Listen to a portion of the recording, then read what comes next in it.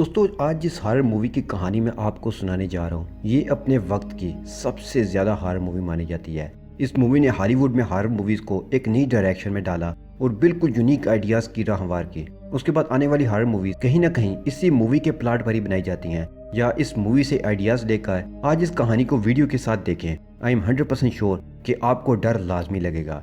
तो चलें इस मूवी की एक्सप्लेनेशन और कहानी आपको सुनाना शुरू करता हूँ। मूवी शुरू होती है तो हम कुछ फ्रेंड्स को कार में जाता हुआ देखते हैं। वो कहीं जा रहे हैं और वो खूब एंजॉय भी कर रहे हैं। उनके नाम स्कॉट, शैली, लिंडा, ऐश और चैरियल हैं। लिंडा ऐश की गर्लफ्रेंड है। ये लोग अपने सफ़र को एंजॉय करते हुए जा रहे हैं। उनकी डेस्टिनेशन एक वुडन कैबिन है। वहाँ पर ये लोग वेकेशंस के लिए जा रहे हैं। वो सब एडवेंचर को एंजॉय करने निकले थे तो तभी अचानक से उनके सामने एक ट्रक आ जाता है। उनका एक्सीडेंट होने ही वाला था लेकिन वो किसी तरह से बच जाते हैं और आगे का सफ़र कंटिन्यू करते हैं। वो सब नहीं जानते थे कि आगे का सफ़र उनके लिए कितना डेंजरस होने वाला है। आगे जाकर उनको एक ब्रिज क्रॉस करना होता है जो कि लकड़ी का है। गाड़ी जब गुजर रही होती है तो वीक लकड़ी टूट जाती है और टायर फंस जाता है। अब वो लोग एक और मुश्किल में फंस चुके थे और उन्हें समझ नहीं आ रहा था कि ये सब क्या हो रहा है। जैसे तैसे करके वो लोग टायर निकाल लेते हैं और इस मुसीबत से जान छुड़ा लेते हैं। अब वो फिर से आगे का सफ़र कंटिन्यू करते हैं। फाइनली अब वो अपनी डेस्टिनेशन वुडन कैबिन तक पहुंच जाते हैं। ये जंगल में है और बहुत ही सुनसान जगह है। स्कॉट डोर को ओपन करने के लिए आगे बढ़ता है। डोर के पास एक झूला खुद ब खुद मूव कर रहा था लेकिन कोई भी ये बात नोट नहीं करता। लेकिन जब वो डोर के ऊपर से कीज उतारता है तो झूला रुक जाता है। वो ये सब इग्नोर करके अंदर चले जाते हैं।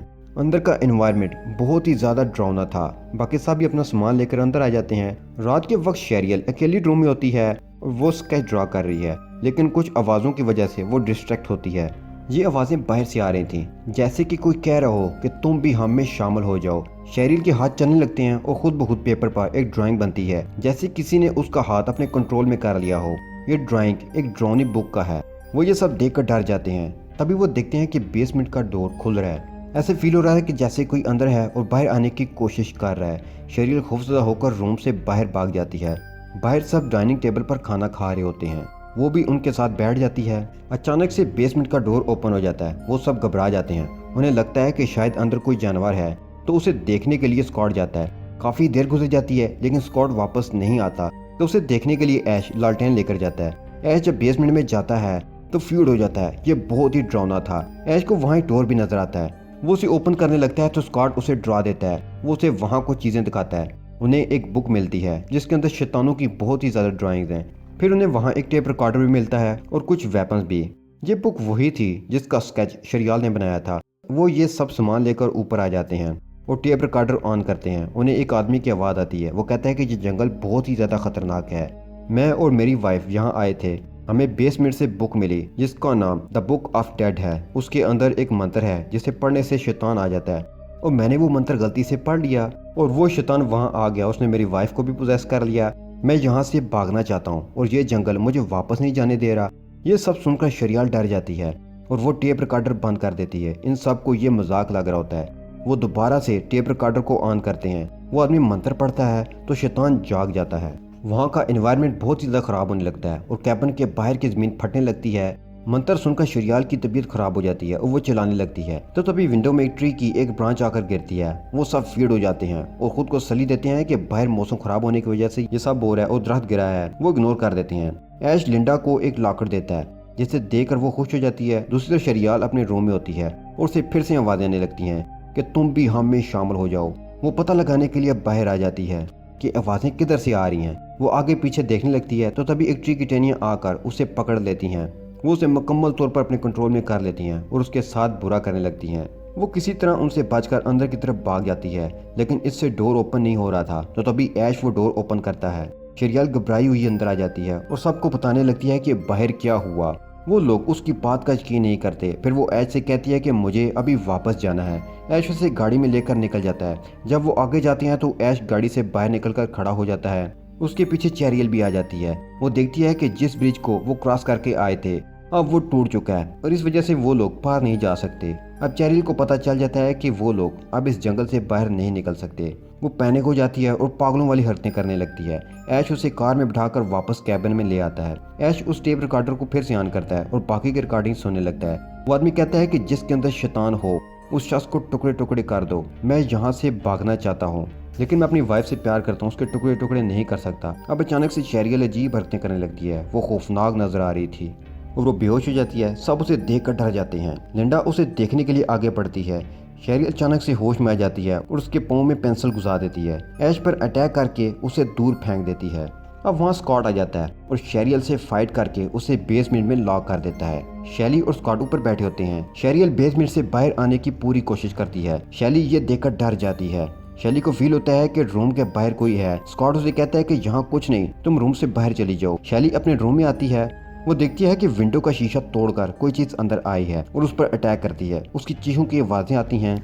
उसके देखने के लिए स्कॉट उसके रूम में जाता है। वहाँ शैली नजर नहीं आती। तभी वो अचानक से कहीं से निकलकर स्कॉट पर अटैक करती है। स्कॉट उसे धक्का देता है और वहीं चिमनी में गिर जाती है। शैली भी शेरियल की तरह पोजेस हो गई थी। शैली का फेस आग में जलने लगता है। स्कॉट उसे खींचकर बाहर निकालता है। वो दोबारा स्कॉट पर अटैक करने लगती है। बेसमेंट वाले वेपन से वो स्कॉट को मारने वाली होती है, तो तभी स्कॉट अपने चाकू से उसका हैंड कट कर देता है। वो अपनी हैंड को भी खा जाती है। वो जब दोबारा से स्कॉट पर अटैक करने लगती है तो स्कॉट कुल्हाड़ी से उस पर अटैक करता है, उसके टुकड़े टुकड़े कर देता है। शैली मर तो जाती है लेकिन उसके जिस्म के टुकड़े अभी भी मूव कर रहे थे। ऐश और स्कॉट इन टुकड़ों को एक कपड़े में डालकर बाहर ले जाते हैं और गड़ा खोदकर दफनाने लगते हैं। उसे दफनाने के बाद वो वापस कैबिन के अंदर आ जाती हैं कि हमें अभी इसी वक्त यहाँ से जाना चाहिए। ब्रिज के अलावा कोई और रास्ता तलाश करेंगे। ऐश कहता है कि अभी तो लिंडा चल नहीं सकती, उसका जख्म गहरा है। स्कॉट उसे कहता है कि वो तुम्हारी गर्लफ्रेंड है, ये मेरा मसला नहीं है। लिंडा सो रही होती है तो ऐश उसे देखने आता है। उसका जख्म पूरे जिस्म में फैल चुका था और उसके अंदर भी शैतान आ गया था। वो अजीब हरकतें करने लगती है। ऐश डर कर बाहर आ जाता है। वहाँ स्कॉट आता है जो बुरी तरह से जख्मी है।